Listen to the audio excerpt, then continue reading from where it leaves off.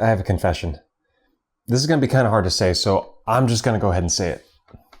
I'm kind of tired of Dungeons and Dragons. I'd like to play something else. Why are you tired? What's going on? What's Dungeons and Dragons? I thought we were playing D&D. It is Dungeons and Dragons. You know, D&D. Oh yeah, right. I think it'd be fun to play something else for a little while. You know, just a breath of fresh air, a bit of a palate cleanser. Oh, but I just optimized my Hexablade Coffee Lock Moondruid Barbarian. You're what? I don't care what we play, as long as it's deep and character driven. Well, whatever it is, I'm gonna need to look at the character creation rules, because I am gonna munchkin the hell out of this. Well, I mean, not all games have stats like that. Yeah. All right, what you got, bro chief? Texas Hold'em, Monopoly, Candyland? Candyland. Seriously? What, you guys never played Candyland with a toddler before? That game's cutthroat as hell. Huh?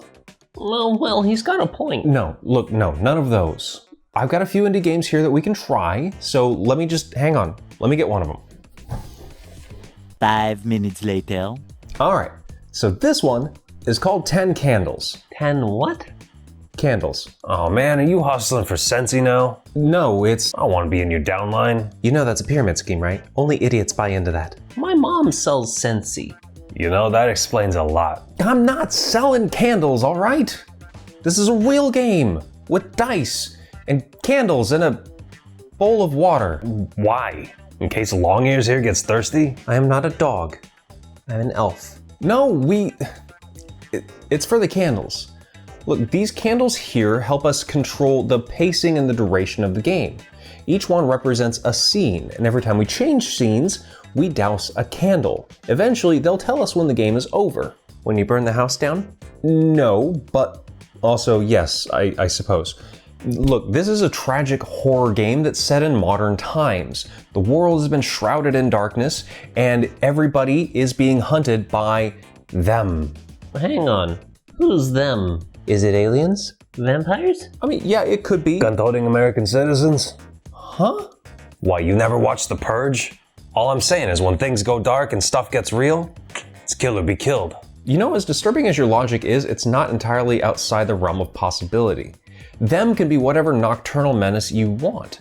You take on the role of a group of survivors that have to accomplish some sort of goal throughout the game, but you have to travel through the darkness to do it. These 10 candles split the game into 10 different scenes. Every time you take on a challenge, you have to roll for it, and whenever you fail a challenge, you douse a candle and you move on to the next scene. So what's combat like? I get to fight things, right? What are my stats?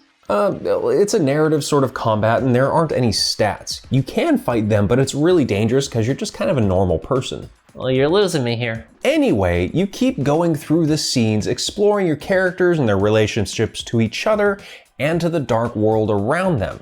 All the while, as you move from scene to scene, your situation keeps getting more and more dire until in the final scene, you're making your last stand against them. And when the final candle goes out, you are overrun and the game is over. Okay, wait. So you die every time? Yeah. Why do we have to die at the end? That's lame. Well, I mean, that's why it's a tragic horror game. Everyone dies at the end of a tragedy. I learned that from Shakespeare. Yeah, exactly. But despite knowing that they're going to die, you have to play them like they think they'll survive. You have to have hope for them even though you know their ultimate fate. Alright, well what's the point in creating a character that's meant to die? To tell their story and experience the horror and the tragedy from their point of view. Yeah, and the real treasure's the friends we made along the way. You know, I've always been more of a comedy person than a tragedy person. Next! Okay, fine. A few minutes later. Alright. This one is called Alice is Missing.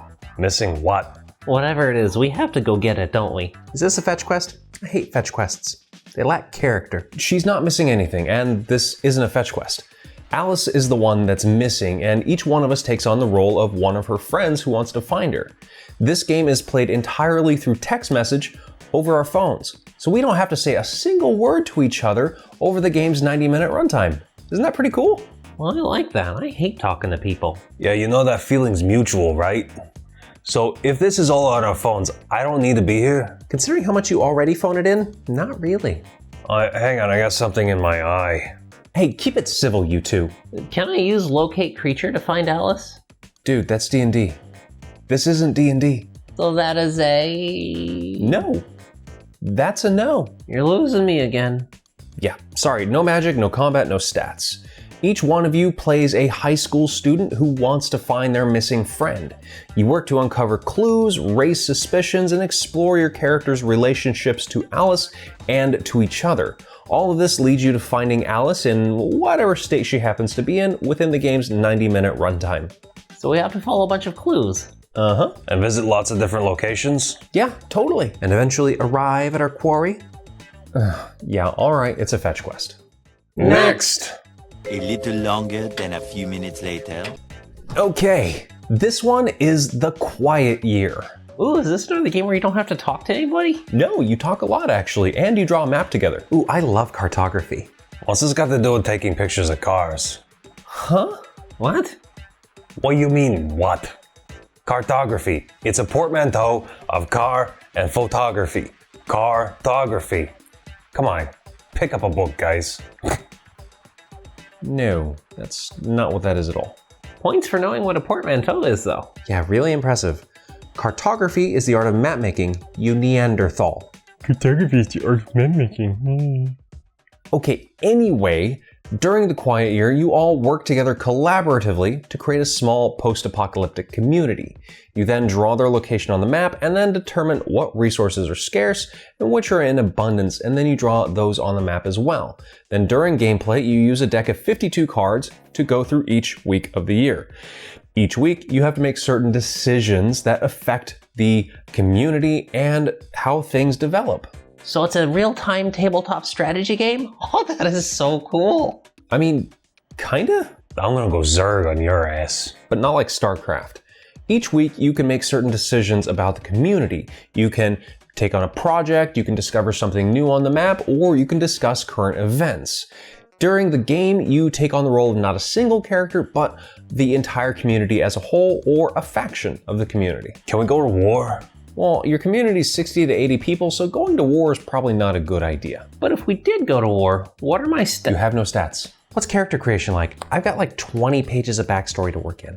Did you just write that? Uh-huh. How did you? No, like I said, you take on the role of the community or faction within the community, not a single character. So what's the point of the game? It's to develop the community and the map and make difficult choices throughout the year until the game ends. Alright, how does it end? Does everybody die again? Well, I mean, maybe. At some point during the winter, the Frost Shepherds show up, and that's kind of the end of the game. What that means for the community, however, is up to all of us. Can we just play D&D? Yeah, let's just play D&D. It's what I dressed up for. Yeah, okay, we can play D&D. You all meet in a tavern. Wait, I thought we were playing Dungeons and Dragons.